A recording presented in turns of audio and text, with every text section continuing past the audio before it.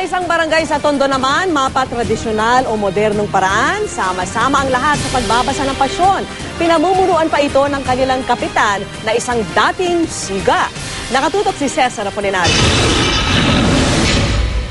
Bata o matanda, may magandang boses o wala, bumibida sa pabasa. Nakagawian na rito sa Barangay 35 Tondo, Maynila ang pagdirit ng iba't ibang tono sa pagsasalaysay ng pasyon. Sa barangay hall, ang kapitan ng barangay ang pasimuno ng taunang pabasa.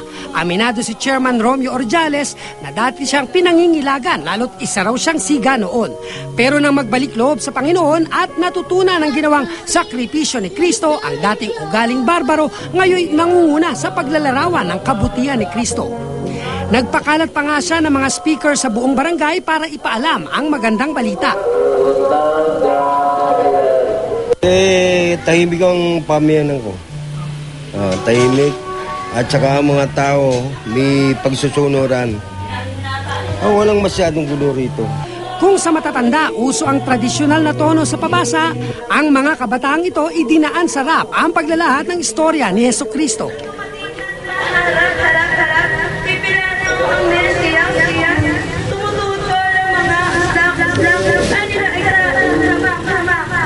At kung dati kakaunti lang silang nagbabasa, ngayon sama-sama ang buong tropa. Maganda po ngayon yung gawin po siyang rap para po nakaka-relate po lahat ng mga kabataan. Pero may mga bata ring naiengganyong bumirit ang sinaunang pagkanta ng pabasa, gaya ni na Edralyn at Sheila May. Tukso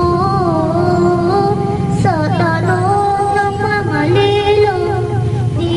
Kung saan ba itong pabasa? Jesus po. Ano nangyari kay Jesus?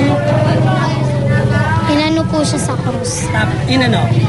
Hinako po. Ayon sa CBCP, okay lang naman na baguhin ang tradisyonal na pasyon para mas maintindihan ito.